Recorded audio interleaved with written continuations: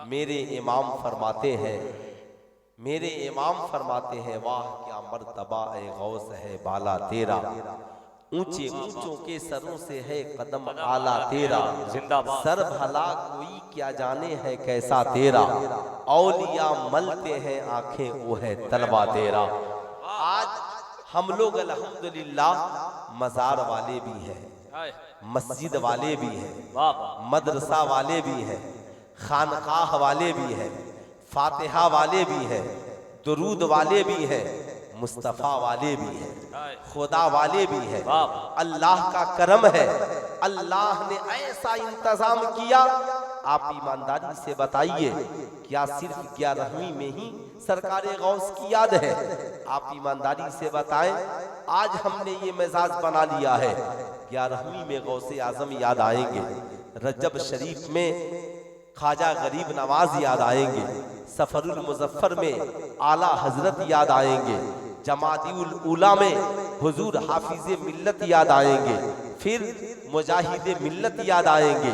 जब महीना आएगा मुहर्रम का, मखदूम अशरफ याद आएंगे, करबला वाले याद आएंगे। सुल्तान रजा पूछना चाहता है, साहिबों क्या सिर्फ 11वीं में ही गौसे आजम याद आएंगे? क्या अल्लाह ने ये ऐसा ही इंतजाम किया कि सिर्फ उसके नेक बंदे इन्हीं अय्याम में याद आए? आप कहेंगे नाना ऐसी कोई बात नहीं है, हम नबी के दीवाने हैं, हर लम्हा नबी को याद करते हैं। साहिबों याद रखिए, उर्स मनाना और है, उर्स वाले को मनाना और है, मिलाद मनाना और है, मिलाद वाले को मनाना और है। आज उर्स लोग बहुत मनाते हैं, मगर साहबे उर्स को बहुत कम लोग मनाते हैं। मिलादे लोग बहुत मनाते हैं, मिलाद वाले को लोग बहुत कम मनाते हैं। आज कोई कहता है गौसे आजम की याद कहाँ है? अल्लाह ने ऐसा इंतजाम किया गौसे आजम की याद का कि साहब महीना कोई हो, लम्हा कोई हो, वक्त कोई हो, दिन कोई हो, साथ कोई हो, ऐसा इंतजाम किया।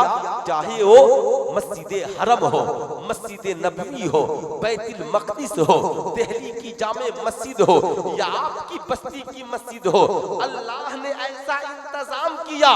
फजर पढ़िएगा अल्लाह वाले याद आएंगे, जोहर पढ़िएगा अल्लाह वाले याद आएंगे, असर पढ़िएगा अल्लाह वाले याद आएंगे, मगरिब इशा पढ़िएगा अल्लाह वाले याद आएंगे। आप कहेंगे मौलाना वो कैसे? मैं बताता चलूं। दुनिया में कोई ऐसी नमाज लाइए, सजदा हो उसमें दुरूद शरीफ ना हो, दरूद शरीफ हो उसमें तहियात नहीं हो। आप ईमानदारी से बताएं। आप कहेंगे नहीं मौलाना हर नमाज में तहियात है।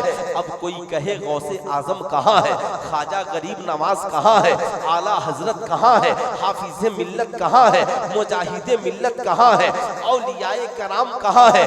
मैं कहूँगा तहियात पढ़ो, जब पढ़ोगे तो पता चलेगा। अब तहियातु लिल्लाहि वस्सलावातु वत्तय्यिबातु वस्सलामु अलैका अय्युहन नबी वस्सलामु अलैना वस्सलामु अला इबादिल्लाहि सालिहीन इला आखिर। जब हम नमाज पढ़ते हैं, पढ़ना ही पड़ेगा, कंपलसरी है, सबके सब पढ़ते हैं, वो चाहे किसी अकीदे का मानने वाला हो। जब नमाज पढ़ेगा तो तहियात जरूर पढ़ेगा, और जब तहियात पढ़ेगा तो पढ़ना ही पड़ेगा।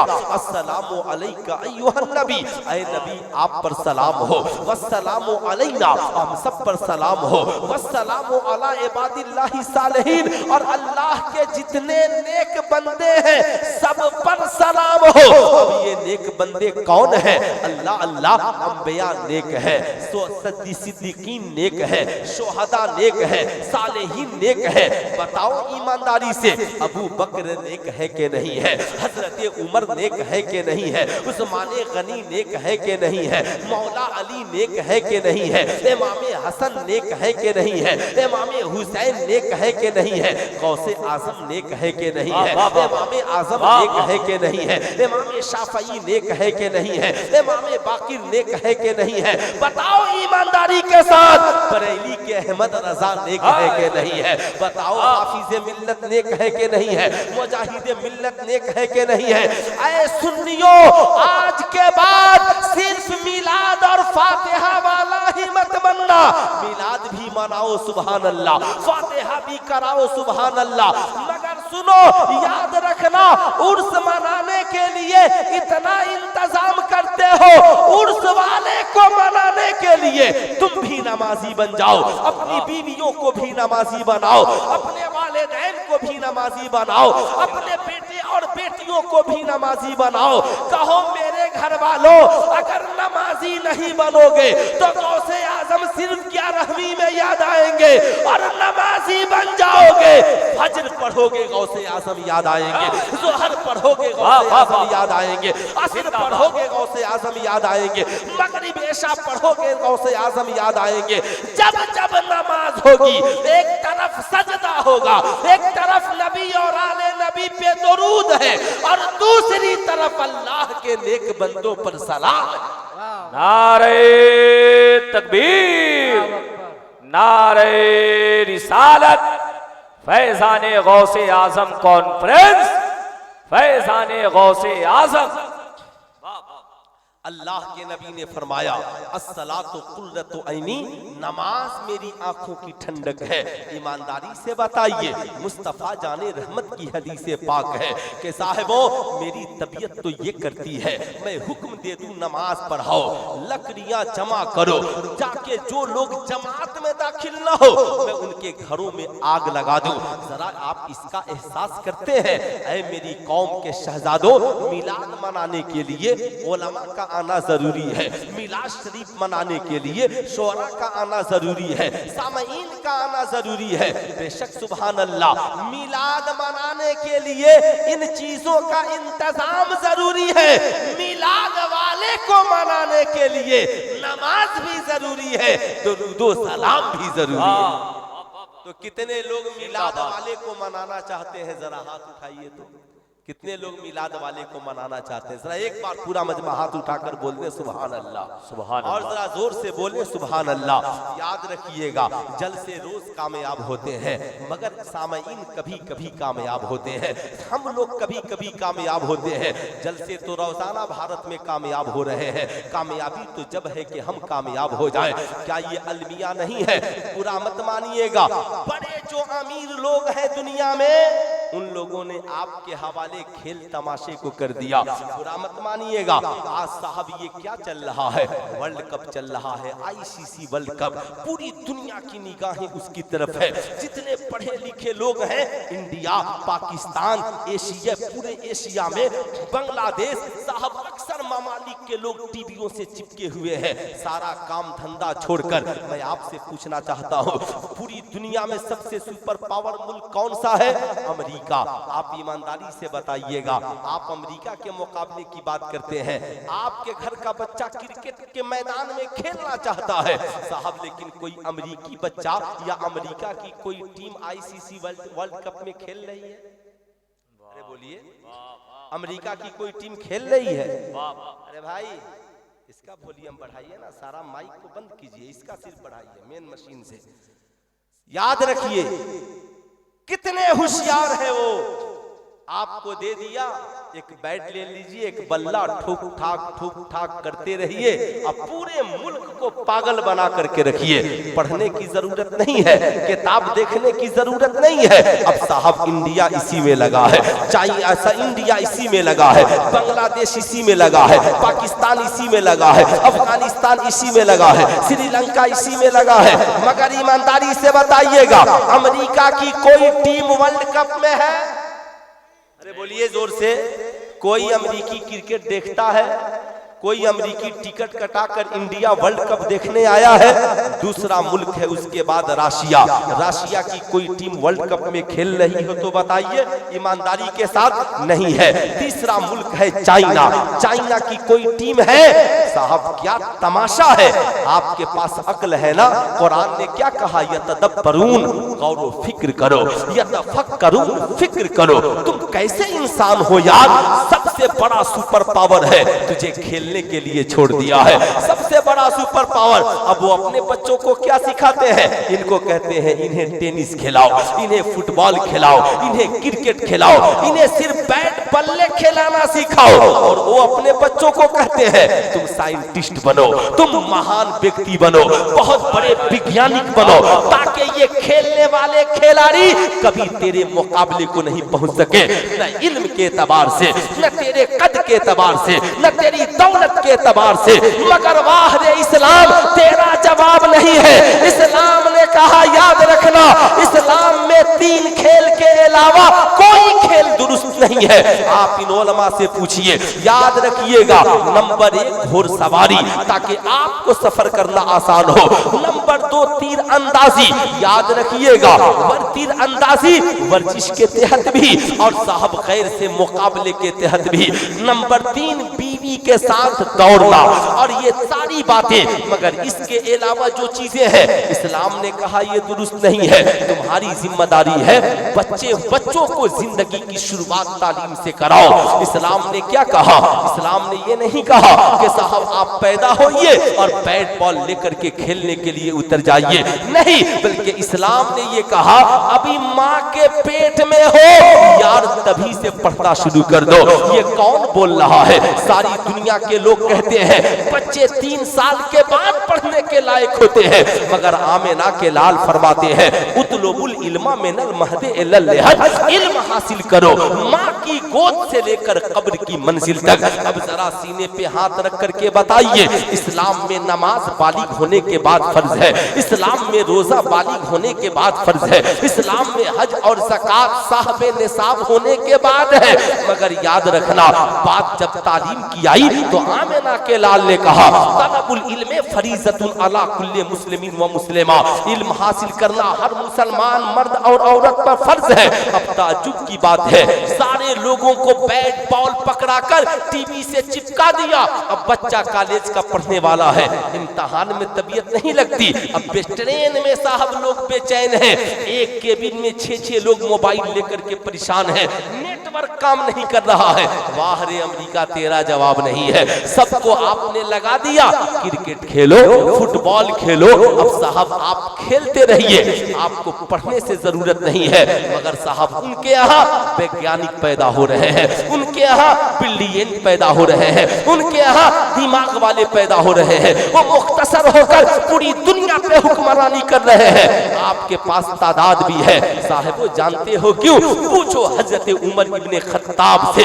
उमर इब्ने खत्ताब से, हुजूर आपने आधी दुनिया से ज्यादा पे हुकूमत कैसे कर ली? क्या बहुत बड़ा असलहा आपके पास था? बहुत बड़ी ताकतवर फौज आपके पास थी? कहते हैं ना, मेरे पास जो दौलत थी वो रसूलुल्लाह की सुन्नत थी, आमिना के लाल का किरदार था, रसूलुल्लाह का दिया हुआ कैरेक्टर था, जिसने पूरी दुनिया पे हुक्मरानी करा दी। आप जरा इसका तस्वुर भी कर सकते हैं। मगर आज हमारी कौम के लोगों को बड़ी परेशानी है। आज साहब हम सोचते हैं हम समाज में अपनी मर्जी से जिंदा रहे। आज हमारी कौम की पढ़ी लिखी बेटियां मज़ारों पे चादरें चढ़ाता तो देखती हैं, मगर आपसे मैं पूछना चाहता हूं, आज हम लोग मज़ारों पे एक नहीं लाखों चादरें चढ़ाते हैं। मगर बुरा मत मानिएगा, मज़ारों पे लाखों चादरें चढ़ रही हैं और हमारी बेटी के सर पे एक चादर नहीं ठहर पाती है। साहब मज़ारों पे बड़ी मखमली चादरें रही है, हमारी बीवी के सर पर एक चादर नहीं ठहर पाती है। शर्म तो ये है, आप स्टेशन पे देख लें, एयरपोर्ट पे देख लें, मां नकाब पहनकर है, बाप फूल कपड़ा पहना है और बेटी नंगे सर होकर जींस पैंट टी शर्ट पहनकर ट्रेली बैग खींच करके जा रही है। माँ को इतनी हिम्मत नहीं है कि बेटी से कह दे कि अरे कम से कम पगली दुपट्टा तो रख ले, क्या तुझे माँ का किरदार नजर नहीं आता? क्या तुझे माँ का कैरेक्टर नजर नहीं आता? आज अफसोस है, आज हमारी कौम की बेटियां कहती है मौलाना साहब हम लोग कॉलेज में जाएं तो क्या करें? स्कूल में जाते हैं बच्चियां हमें चिढ़ाती हैं, कहती हैं तुम लोग ओल्ड मॉडल जिंदगी जीती हो, बहुत पुराने जमाने की महिला हो, तुमने 1400 साल पुराना नकाब पहन लिया है। मैं अपनी कौम की शहजादियों से कहूंगा तुझे मायूस होने की जरूरत नहीं है, तुम उन्हें बस मुख्तसर से बता देना, ये बता तुमने बैग में किसे छिपा के रखा है? कहेगी किताब। कहा क्यों? कहा किताब वो दौलत है जो हमारी जिंदगी को संवारती है, इसलिए इसलिए हमने इस इज्जत वाली किताब से हमें तालीम मिलती है और इससे हमें इज्जत मिलती है। इसलिए हमने इस किताब को बड़ी हिफाजत से बैग में छिपा करके रखा है। उससे कहना क्या हम बाप की इज्जत नहीं है, हमें भी छिप कर रहने की जरूरत है। लेकिन आओ जरा इससे भी आगे बढ़ो। ऐ मेरी कौम की शहजादियों, अगर कॉलेज की कोई आवारा लड़की तुझसे कहती है ये दुपट्टा तुम उतार दो, क्या ये तुम नकाब पहनकर चली आई हो, तुम भी मेरी तरह जींस और टी शर्ट पहनने वाली हो जाओ, माँ बाप की बातें छोड़ो, कह दो हम ओल्ड मॉडल जिंदगी नहीं जीना चाहते। उनसे कहना ओ न्यू मॉडर्न और फैशन की जिंदगी जीने वाली, जींस फाड़कर जमाने को जिस्म दिखाना तुझे मुबारक हो। हम तो उस सैयदा फातिमा के मानने वाले हैं जिनका दुपट्टा फटता तो पैबंद लगा लेती, मगर कभी उन्होंने अपनी जुल्फों का मुजाहरा नहीं किया है, कभी अपने हुस्न का मुजाहरा नहीं किया है। जमाने को बताया है 72 पैबंद लग जाए, 72 पैबंद लग जाए, पैबंद लगाना तो मंजूर है मगर अपनी जुल्फें किसी को दिखाना मंजूर नहीं है। मेरी कौम की शहजादियों, उन्हें बताना तुम जिस्म दिखाना चाहती हो, तुम हुस्न दिखाना चाहती हो, याद रखना ये हुस्न तुझे मुबारक हो, ये जवानी तुझे मुबारक हो, मगर याद रखना जिस दिन ये नशा उतर गया ना, जिस दिन ये तेरी जवानी का नशा उतर गया, उस दिन याद रखना तेरा अंजाम क्या होगा, उस दिन याद रखना तेरा हश्र क्या होगा। तुझे नहीं पता है तो आज सीखो, आज जानो।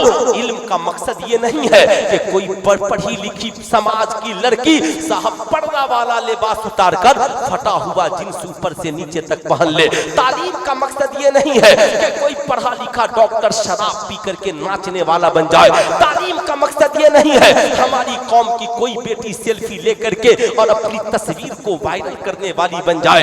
याद रखना कौम की शहजादियों, तुम किससे निकाह की बातें करती हो, लेकिन याद रखना सैयदा खातूने जन्नत है साहब, आखिरी वक्त है, सरकार मौलाए कायनात से अर्ज गुजार होती है हुजूर जब मेरा विसाल हो जाए, जब मेरा इंतकाल हो जाए। मैं किसकी बात कर रहा हूँ? सरकार गौसे आजम के जद्दे आला की बात कर रहा हूँ, हसनैन करीमैन के अम्मी जान की बात कर रहा हूँ, मुस्तफा जाने रहमत की शहजादी की बात कर रहा हूँ। याद रखना क्या कहती हैं? कहती हैं ऐ मेरे शौहरे नामदार, जब मेरा विसाल हो जाए मेरे जनाजे को दिन में नहीं रात में उठाना, ताकि किसी गैर की नजर फातिमा के जनाजे पे न पड़ जाए। ऐ मेरी कौम की शहजादियों, बताओ रसूलुल्लाह की बेटी तो ये कहती है गैर की नजर तुम्हारे जिस्म पे न पड़ने पाए, लेकिन आज हमारी कौम की बेटियां फेसबुक पे लाइव आकर अपनी हुस्न का मुजाहरा कर रही हैं।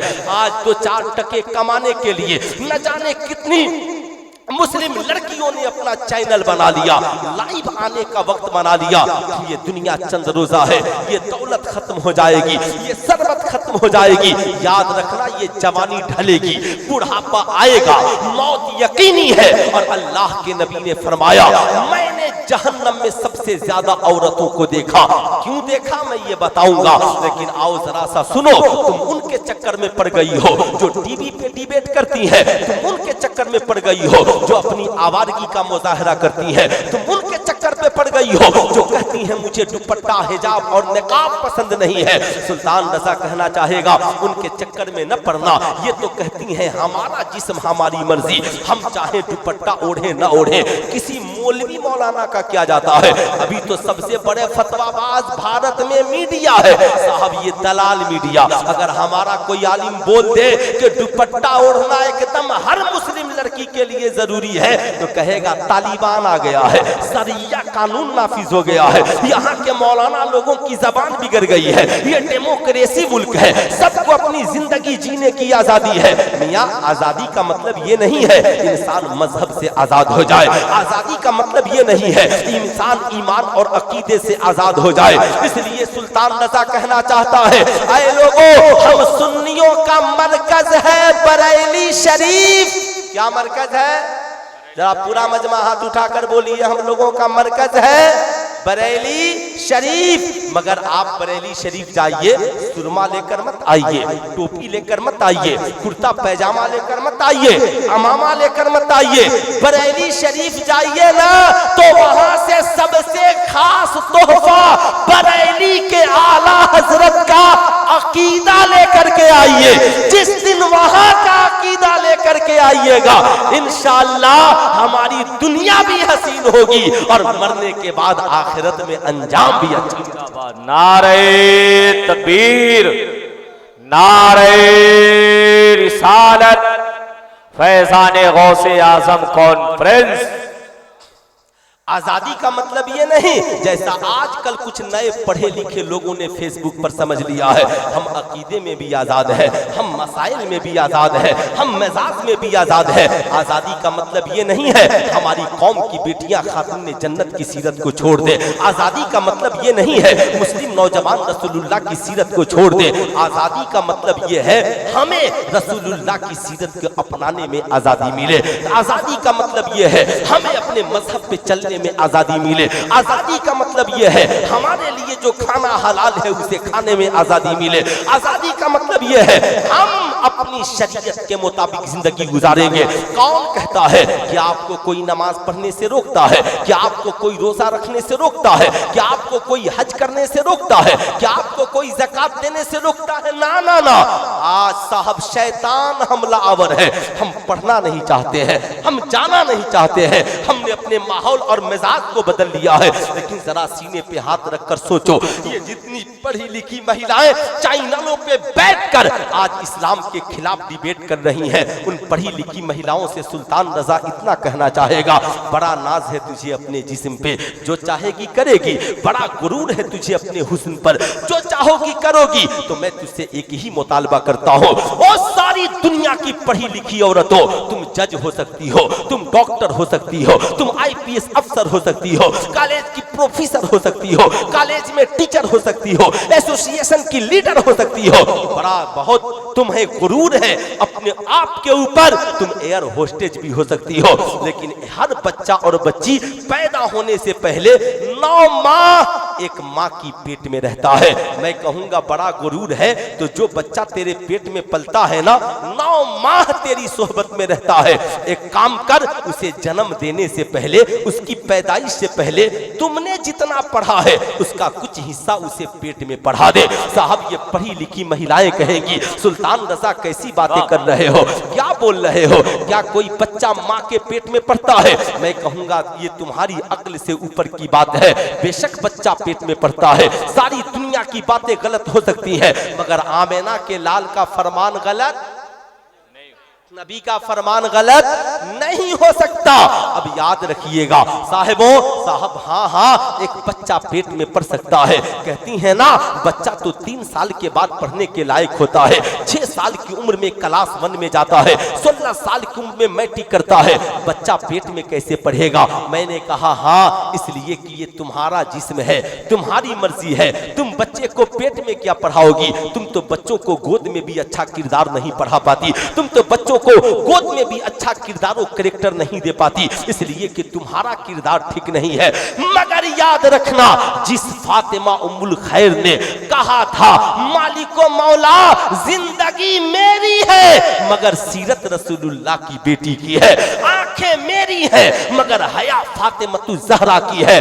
उस गौसे आजम की मां सैयदा फातिमा उम्मुल खैर ने अपने बेटे पीराने पीर दस्तगीर शेख अब्दुल कादिर जिलानी को दुनिया में जन्म बाद में दिया है, पेट में ही 18 पारा का हाफिज़े कुरान बना। वाह वाह वाह वाह वाह, नारे तकबीर, नारे रिसालत, फैज़ाने गौसे आज़म। जाहिर सी बात है, इसको जरा सा खोल बाबू, इसका आवाज खोलो। एकदम इतना दबा के रखे हो कि जब आदमी बोले तो जाए आवाज। जरा मोहब्बत से एक बार दोनों हाथों को उठाकर बोले या रसूल अल्लाह, और जरा जोर से बोले या रसूल अल्लाह, और जरा प्यार से बोले या हबीब अल्लाह। अब जरा सुनिए, आज के जलसे से ये पहला पैगाम आपको लेकर के जाना है।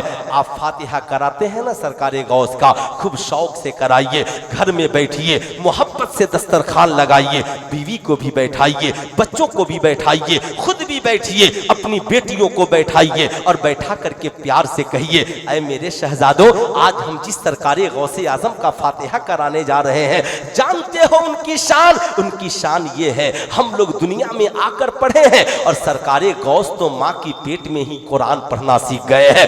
जानते हैं ये छोटे छोटे बच्चे आपसे पूछेंगे, अब्बा अब्बा हुजूर, क्या कोई माँ की पेट में पढ़ना सीखता है? माँ की पेट में कैसे पढ़ेगा? जाहिर सी बात है, आपने अपने बच्चों को मोटू पतलू का किस्सा बहुत सुनाया है, आपने अपनी औलादों को यूट्यूब पर चैनले और साहब कार्टून और फिल्में बहुत दिखाई है, जरा सा गौसे आजम की सीरत भी सुनाइए, सरकार गौसे आजम का किरदार भी उनकी जिंदगी में उतार कर दिखाइए। आपके ये छोटे छोटे बच्चे आपसे पूछेंगे, अब्बा हुजूर, सरकार गौसे आजम पेट में कैसे पढ़े थे? अब मुस्कुरा कर बताइए। जानते हो, उनकी वालिदा हाफिजे कुरान थी, वो पेट में थे तो रोजाना कुरान पढ़ती थी। हमारे बड़े पीर दस्तगीर कुरान को सुनकर याद कर लिया करते थे। जानते हैं, जब आपके बच्चे इसे सुनेंगे कहेंगे, अब्बा, तो क्या हम भी अम्मा से कुरान सुन सकते हैं? क्या हम भी अपनी बहन से कुरान सुन सकते हैं? क्या हम भी आपसे कुरान सुन सकते हैं? ऐ मेरी कौम की माओ, याद रखना, आज हमारे घरों में टीवी की आवाजें तो आ रही है, मगर कुरान गिलाफ में सिर्फ ढका हुआ है। आज हमारे घरों में कुरान है, मगर तिलावतें बंद है। आज हमारे पास घरों में माँ बाप के घर से लाया हुआ जानिमाज भी है, मगर आज उस पे नमाजें नहीं हो रही है। मैं आपसे कहूंगा, मेरी कौम की शहजादियों, आज जमाना बैतुल मक़दिस की लड़ाई लड़ रहा है। मैं कहूंगा, जिस कौम के नौजवान आज अपनी बस्ती की मस्जिदों तक नहीं जा पाते, वो बैतुल मक़दिस तक कैसे जाएंगे? इसलिए पहले तिलावत करो, खुद इबादत करो, बच्चों को बावकार बनाओ, ताकि तेरी औलादें पहले अपनी बस्ती की मस्जिद की हिफाजत करने वाली बन जाए। इंशाअल्लाह यही औलादें बैतुल मक़दिस की भी हिफाजत करने वाली बन जाएंगी। बोलिए, ऐसा होना चाहिए कि नहीं होना चाहिए? होना चाहिए। कितने लोग चाहते हैं होना चाहिए? जरा पीछे से आवाज लगाइए, जरा एक बार प्यार से बोल दें सुभान अल्लाह, एक बार और मोहब्बत से बोले अल्हम्दुलिल्लाह।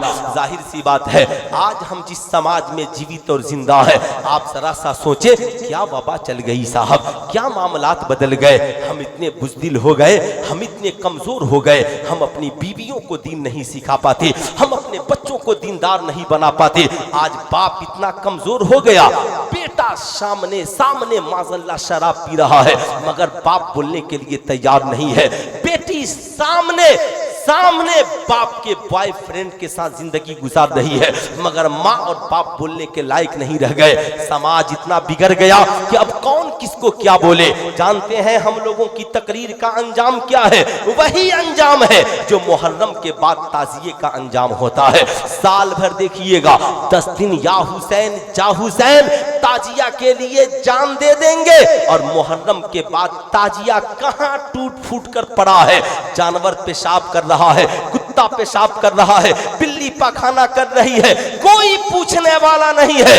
यही हाल हमारी तकरीरों का भी है। खूब नारे तकबीर, खूब सुभान अल्लाह, क्या खिताब हुआ, मगर उसके बाद का अंजाम क्या है? कभी आपने सोचा है? नहीं सोचा तो जरा सीने पे हाथ रख करके सोचिए। आज हम मज़ारों पे हाजिरी देते हैं, आज हम बुजुर्गों के उर्स की तकरीबें करते हैं, मगर हम अपनी औलादों को सरकार गौसे आजम का किरदार नहीं सिखाते। हम अपनी औलादों को साहब गौसे आजम के किरदारों कैरेक्टर से वाकिफ नहीं कराते। जरा सीने पे हाथ रखकर सोचो, वो इस्लाम जिसने कहा तालीम ही जिंदगी के लिए असल मकसद है, आज हम उस मकसद से हट गए। आज हमारी जिंदगी में साहब को लज्जतें नहीं है। हजरत उमर इब्ने खत्ताब का जमाना है। अल्लाह अल्लाह, एक नौजवान एक पढ़ी लिखी आलिमा लड़की पर आशिक हो गया। साहब हर रोज गली में उसका पीछा करता। जब पीछा करते हुए चलता, एक रोज उस आलिमा लड़की ने मुड़कर पूछा, ऐ नौजवान, हर रोज मेरा पीछा क्यों करते हो?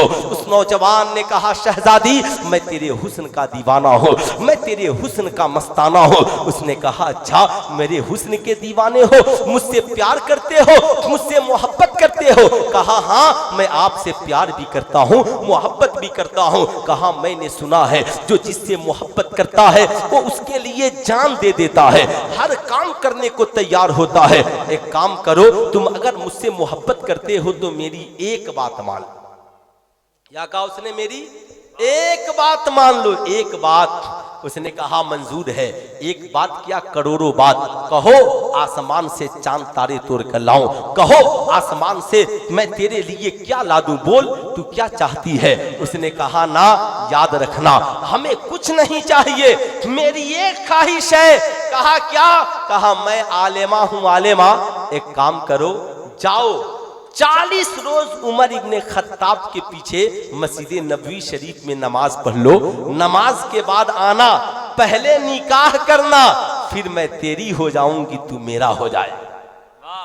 याद कीजिएगा, आलिमा लड़की ने क्या कहा? पहले निकाह, नो गिफ्ट, नो सलाम, नो कलाम, कोई बात नहीं होगी, पहले निकाह। मगर आज लड़के लड़कियों में ट्रेंड चल गया, निकाह बाद में, गुफ्तगू पहले, निकाह बाद में, तोहफा पहले, निकाह बाद में, तहाइफ पहले। शर्म की हद तो ये हो गई कि अब नौजवान लड़के फोन करके पूछते हैं, हजरत टेलीफोन पे निकाह हो सकता है? हाँ, आज ही एक लड़के ने फोन किया, मसला सुनिए, है ना, इसलिए मैं खबरदार कर रहा हूं। कहा टेलीफोन पे निकाह हो सकता है? मैंने कहा बिल्कुल नहीं हो सकता। कहा देवबंदी वहाबी तो पढ़ा रहे हैं। मैंने कहा कि वो कब कमीने अब अच्छे थे, जो रसूलुल्लाह के नहीं हुए वो इस कौम के क्या हों।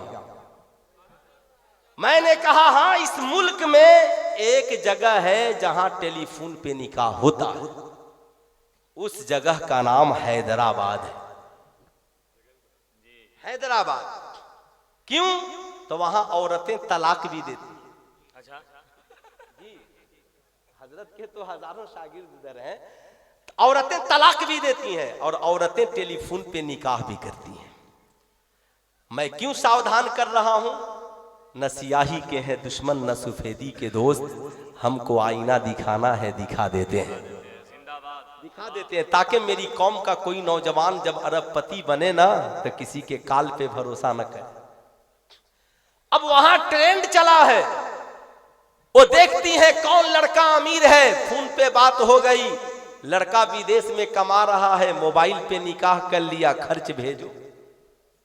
अब लड़का माँ बाप को भूल गया और नई नहेवेली मोबाइल पे जिस्म दिखाने वाली दुल्हन के चक्कर में पड़ गया।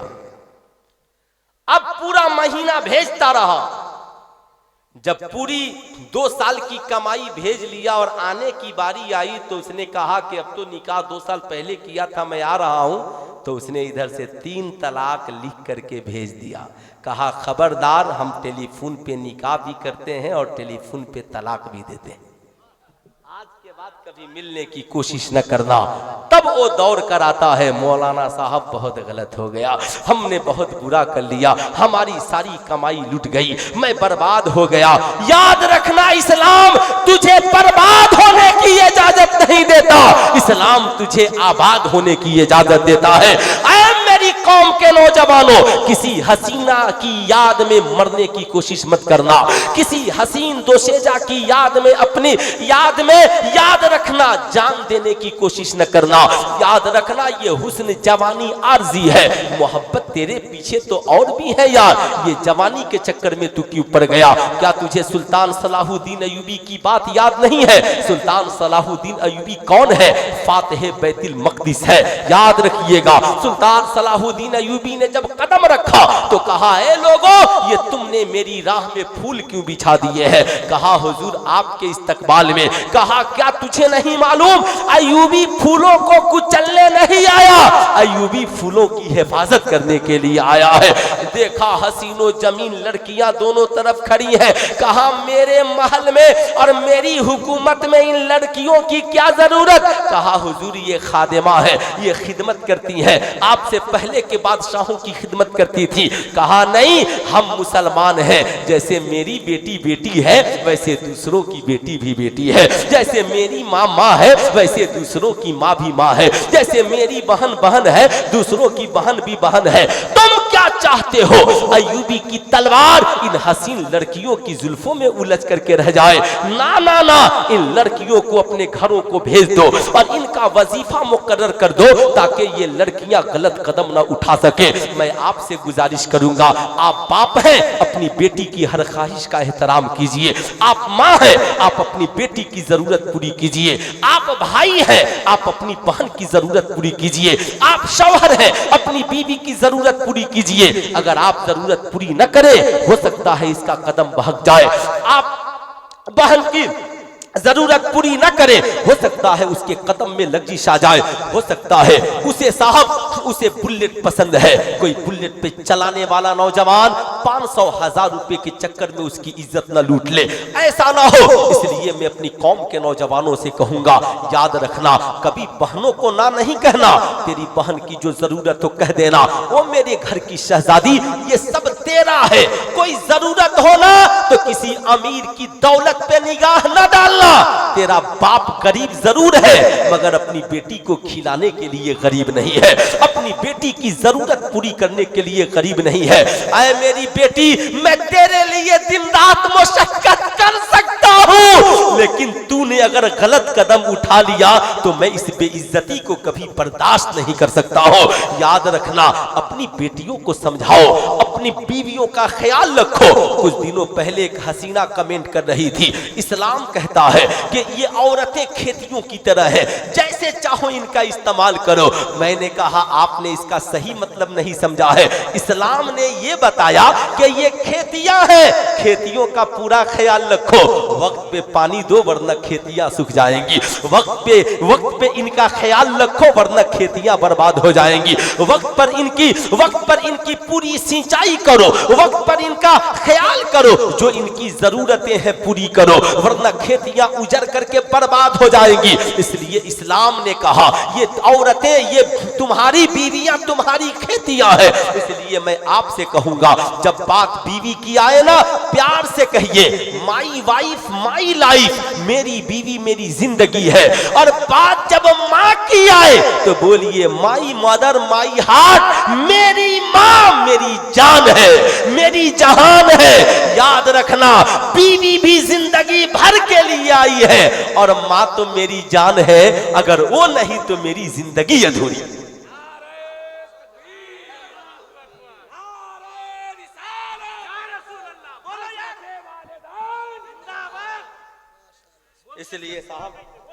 इसलिए याद रखें, 5 से 10 मिनट और मेरी गुफ्तगू सुने, 5 मिनट सिर्फ। जरा दोनों हाथों को उठाकर प्यार से बोल दें या रसूल अल्लाह, और जरा मोहब्बत से बोलें या हबीब अल्लाह। इसलिए मैं आपसे कहूंगा, आप अपनी बहनों की जरूरत का ख्याल रखें, आप अपनी बेटियों की जरूरत का ख्याल रखें, आप अपनी बीवियों की जरूरत का ख्याल रखें। जमाना बहुत हाई टेक चल रहा है, ऐसा ना हो कोई अमीर शहजादा साहब ताजमहल और आगरा का ख्वाब दिखाकर हमारे घर की इज्जत लूट कर रहा है, फरार अख्तियार कर ले। नहीं, इसकी हिफाजत हमारे लिए जरूरी है।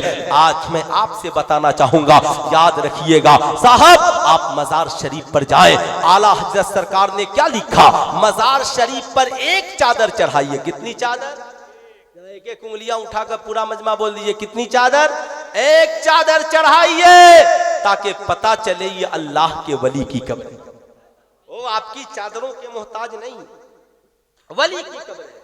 मगर साहब, आज हमारी पोजीशन क्या है? एक मजार और 1 करोड़ चादरें। अल्लाह वालों ने मजारों की तामीरें बाद में कराई और दरसगाहों की तामीरें पहले कराई। जानते हैं क्यों? उसकी वजह यह है, वो जानते थे अगर सिर्फ मजारों की तामीरात हुई तो साहब चादर चढ़ेंगी, गागरे का काम होगा, मोमबत्ती अगरबत्ती का काम होगा, तो आलिम नहीं चादर बेचने वाले जाहिल मजाविर पैदा होंगे। और जब जाहिल मजाविर पैदा होंगे तो साहब उन्हें न फजर की नियत याद, न सही से फातिहा याद, न उन्हें सही से कलमा याद। इसलिए अल्लाह वालों ने पहले दरसगाहों की बुनियाद डाली ताकि जाहिल मजाविर नहीं, पढ़े लिखे आलिम पैदा हो। जब आलिम पैदा होंगे, चादरों की भी हिफाजत होगी, अल्लाह के वलियों के अकायद की भी हिफाजत होगी, उनके तालीमात की भी हिफाजत होगी। आज साहब हमने यही जाना है गौसे आजम को मुर्गा पसंद है, लेकिन हम ये भूल गए गौसे आजम को रसूलुल्लाह की सीरत पसंद है, गौसे आजम को नमाज पसंद है, गौसे आजम को दीन सीखना और सिखाना पसंद है, गौसे आजम को भूखों को खाना खिलाना पसंद है। आज हमारी कौम का नौजवान कहता है मौलाना साहब हम लोग तो चादरें भी चढ़ाते हैं, हम तो साहब हजरत तावीज भी लिखवाते हैं, सारा काम करते हैं मगर काम नहीं बनता। जानते हैं उसकी वजह क्या है? हमारी चादरें तो मज़ारों तक पहुंच जाती हैं मगर माँ बाप की दुआएं मज़ारों तक नहीं पहुंचती हैं। साहब हम सजदे लेकर तो मस्जिदों तक पहुंच जाते हैं मगर माँ बाप की दुआएं लेकर मस्जिदों तक नहीं पहुंच पाते। हिंदुस्तान के सबसे बड़े वली हजरत ख्वाजा गरीब नवाज, उनके वालिद गिरामी हजरत ख्वाजा गियासुद्दीन हसन जब मस्जिद में आजान होती, नमाज पढ़ने के लिए जब जाते तो पहले वुजू करते, पहले अपनी वालदा मखदूमा की बारगाह में हाजिरी लगाते, कहते अम्मा जी आप मुझसे राजी हैं, अगर इजाजत हो तो मस्जिद को जाओ। प्यारी माँ कहती ए मेरे शहजादे मेरी दुआ है अल्लाह हर माँ को तुझ जैसी औलाद अता फरमाए। ए मेरे लाल तू नमाज पढ़ने जा रहा है जा, माँ को इससे बड़ी खुशी क्या होगी, लेकिन एक जाने माँ जरा माँ के लिए भी बिछा दे। ऐ मेरी कौम की शहजादियों फज्र की आजान हो उठो, औलादों को नमाजी बनाओ, उन्हें मस्जिदों में भेजो, तुम खुद मुसल्ला बिछाकर घरों में बैठ जाओ। इंशाअल्लाह देखो घर में बरकतों की कमी नहीं होगी, रहमतों की कमी नहीं होगी। हजरत ख्वाजा गियासुद्दीन हसन है, माँ से कहते माँ आप जब तक राजी नहीं होंगी बेटा मस्जिद को नहीं जाएगा। माँ के आंखों में आंसू आ जाते, माँ कहती शहजादे मेरी दुआ है अल्लाह हर बेटे को तुझ जैसा कर दे, हर माँ को तुझ जैसी औलाद अता करे। माँ को राजी करके खुदा की बारगाह में जाते। दोस्तों ने कलाइयां पकड़ ली, कहा एक ख्वाजा गियासुद्दीन हसन मामला समझ में नहीं आता, आजान होती है हम मस्जिदों को चले जाते हैं, आप वुजू करके घर में जाते हैं, माजरा क्या है? कहा सुनो मैंने मुस्तफा जाने रहमत सल्लल्लाहु अलैहि वसल्लम की एक हदीस का मुताला किया, इसमें आमिना के लाल फरमाते हैं ऐ लोगों याद रखना जिस शख्स से उसके माँ और बाप राजी नहीं होते उससे अल्लाह उसका रसूल भी राजी नहीं होता। इसलिए मैं जानता हूं जब से मैंने इसका मुताला किया है, मस्जिद में नमाज पढ़ने से पहले, मस्जिद में जाने से पहले, सरकार पे दुरूद पढ़ने से पहले, तहियात में बुजुर्गों पे सलाम पढ़ने से पहले मैं अपनी अम्मा मखदूमा को राजी करने जाता हूँ। वालिद साहब तो नहीं रहे, माँ को राजी करने जाता हूँ। जब मेरी माँ राजी हो जाती है तब मैं मस्जिद को जाता हूँ, इसलिए कि मैं जानता हूँ जब माँ राजी हो जाएगी मस्जिद को जाऊंगा, सजदा करूंगा खुदा राजी हो जाएगा, दुरूद पढ़ूंगा मुस्तफा राजी हो जाएंगे, सलाम पढ़ूंगा अल्लाह वाले राजी हो जाएंगे। आप मज़ारों पर चादरें चढ़ाने जाइए, देगे चढ़ाने जाते हैं ना, लंगर खिलाने गरीबों को जाइए, मगर माँ बाप को भूखे रखकर मत जाइए। माँ बाप को लिए भी कपड़े का इंतजाम कीजिए, साहब घर वालों के खाने खिलाने का इंतजाम कीजिए।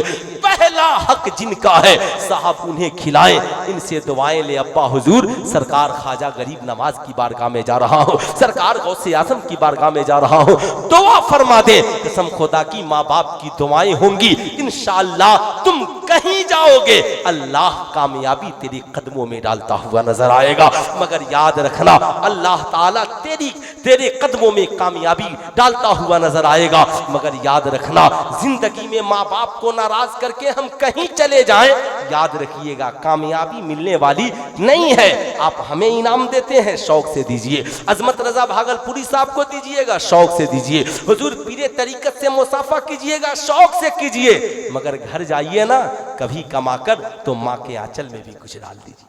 तेरा बाप बड़ा गैरतमंद है, कभी तुझसे नहीं मांगता।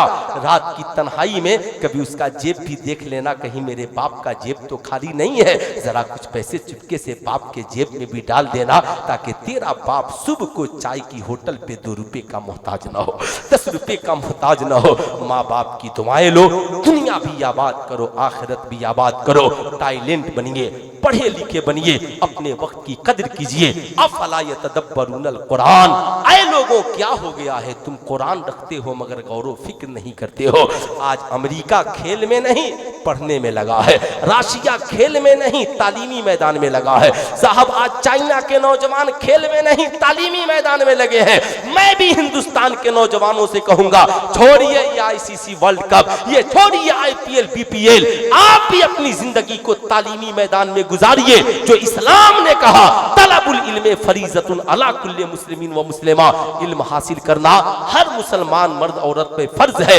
जो पढ़ेगा उतुल इल्म दर्जात, अल्लाह उसके रुतबे को बढ़ा देगा। दुनिया भी हसीन आखिरत भी हसीन, जिंदगी बाकी मुलाकात बाकी। पूरा मजमा मिलकर पढ़ लीजिए, अस्तगफिरुल्लाह रब्बी मिन कुल्ली ज़ंबी व अतूबु इलैहि। पढ़िए बवाज़े बुलंद ला इलाहा इल्लल्लाह मुहम्मदुर रसूलुल्लाह सल्लल्लाहु अलैहि वसल्लम। अस्सलामु अलैकुम।